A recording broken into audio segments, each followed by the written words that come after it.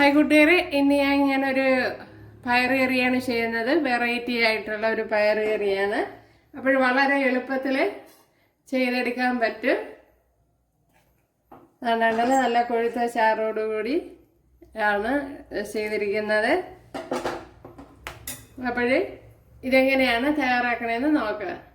Hi കൂട്ടുകാരെ, സെലിൻ ബ്ലോസിലേക്ക് സ്വാഗതം. അപ്പോൾ ഇന്നൊരു പയർ കറി നോക്കാം. അപ്പോൾ കുറച്ച് വ്യത്യസ്തമായ രീതിയിലാണ് ചെയ്യുന്നത്. അതുപോലെ വളരെ എളുപ്പത്തിൽ ഈസി ആയിട്ട് ചെയ്തെടുക്കാം. അപ്പോൾ ഞാൻ ഇപ്പോൾ 1 ഗ്ലാസ് പയറാണ് എടുത്തിരിക്കുന്നത്. അത് കഴുകി ഇതുപോലെ വെള്ളം ഒഴിച്ച് വെച്ച് കൊടുത്തിട്ടുണ്ട്. അപ്പോൾ കുക്കറിലിട്ടൊന്ന് വേവിച്ചെടുക്കാം. ഇവിടെ പയറൊക്കെ വെന്ത് വന്നിട്ടുണ്ട്. അപ്പോഴേ ഞാൻ 4 വിസിലാണ് കൊടുത്തത്, കണ്ടല്ലേ.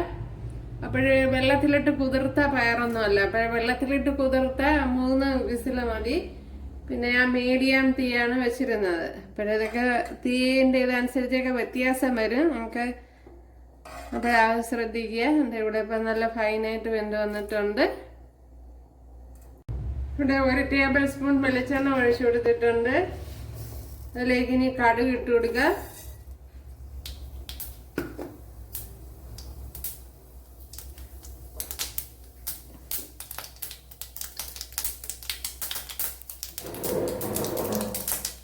ഒരു 1/4 ടീസ്പൂൺ ജീരകം ഇട്ട് കൊടുക്കാം.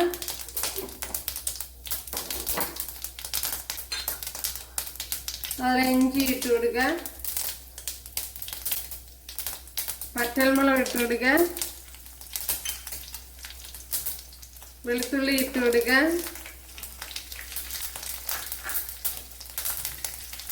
2 പച്ചമുളക് ഇട്ട് കൊടുക്കാം. കറി ലീവ്സ് ഇട്ട് കൊടുക്കാം.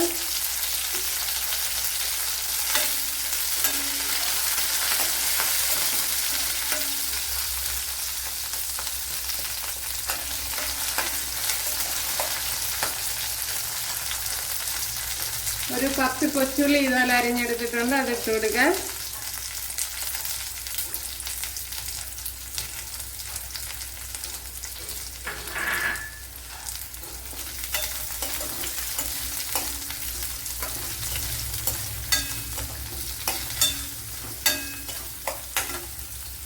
മീഡിയം സൈസ് ഒരു സവാള ഇതുപോലെ അരിഞ്ഞെടുത്തിട്ടുണ്ട്, അതിട്ട് കൊടുക്കാം.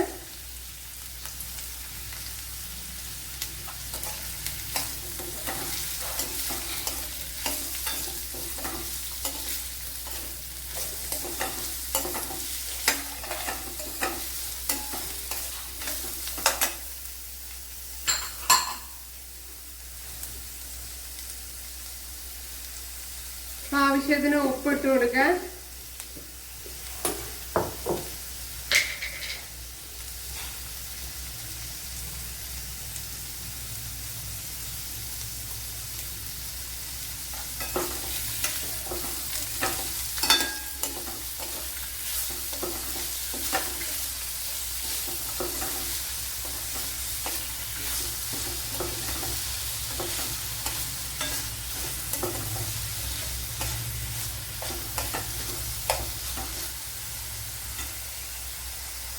അപ്പോൾ ഇവിടെ സവാളയൊക്കെ വഴണ്ട് വന്നിട്ടുണ്ട്. ഇനി ഒരു മീഡിയം സൈസ് തക്കാളി എടുത്തിട്ടുണ്ട്, അതിട്ട് കൊടുക്കുക. അത് ഇതുപോലെ കട്ട് ചെയ്തെടുത്തിട്ടുണ്ട്.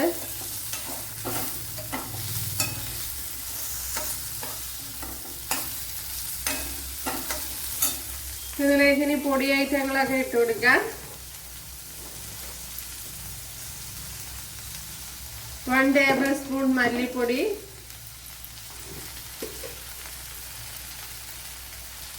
1/2 ടീസ്പൂൺ മഞ്ഞൾപ്പൊടി,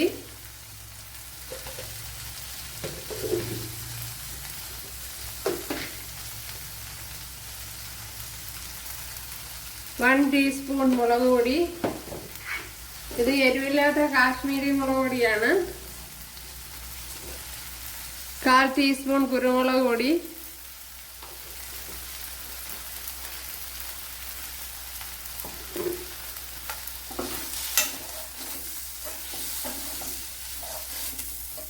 പൊടി ഐറ്റങ്ങളൊന്ന് വഴറ്റിയെടുക്കാം. അതിൻ്റെ പച്ച ചുവയൊന്ന് മാറ്റിയെടുക്കണം.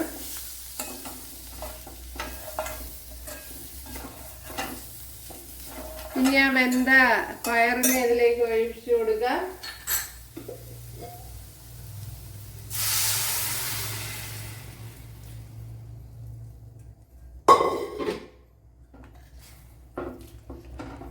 വളരെ ഈസി ആയിട്ടുള്ള ഒരു പ്രിപ്പറേഷനാണ്.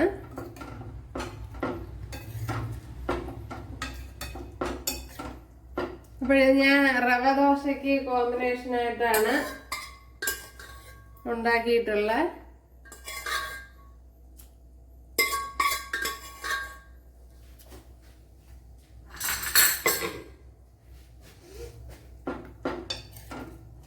അപ്പോൾ ഇനി ലൂസായിട്ട് വേണമെന്നുള്ളവർ അതനുസരിച്ച് എടുക്കുക.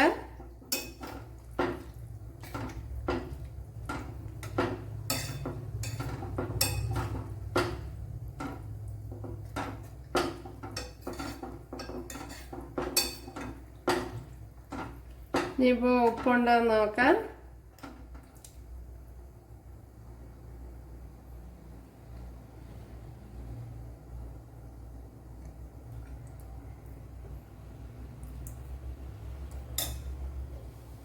ഉപ്പ് കുറവുണ്ട്.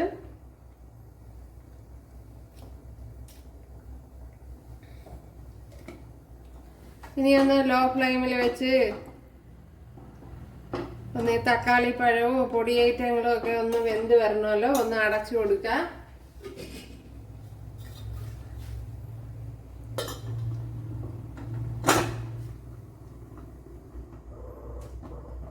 ഇത് ഇനിയും ലൂസായിട്ടൊക്കെ ഇരിക്കണമെന്നുള്ളവർക്ക് കുറെ കൂടി വെള്ളം ഒഴിച്ചു കൊടുത്ത് ലൂസാക്കി എടുക്കാം.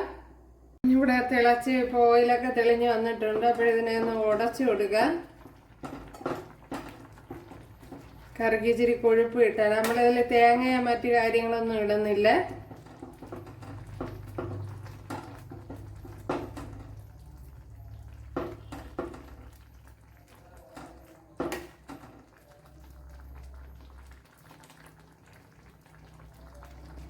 ഇത് തന്നെ മതി. അപ്പോൾ ഓയിലൊക്കെ നല്ലപോലെ തെളിഞ്ഞു വന്നിട്ടുണ്ട്. അപ്പോഴിനി തീ ഓഫ് ചെയ്യാം. കണ്ടല്ലോ, എല്ലാവരും ചെയ്യുന്നതൊക്കെ ഇഷ്ടമായാൽ സബ്സ്ക്രൈബ് ചെയ്യാൻ എനിക്കൊരു സപ്പോർട്ടാവും. അപ്പോഴടുത്തൊരു വീഡിയോ ആയിട്ട് കാണാമെന്ന് പറഞ്ഞുകൊണ്ട് എല്ലാവർക്കും താങ്ക്സ്.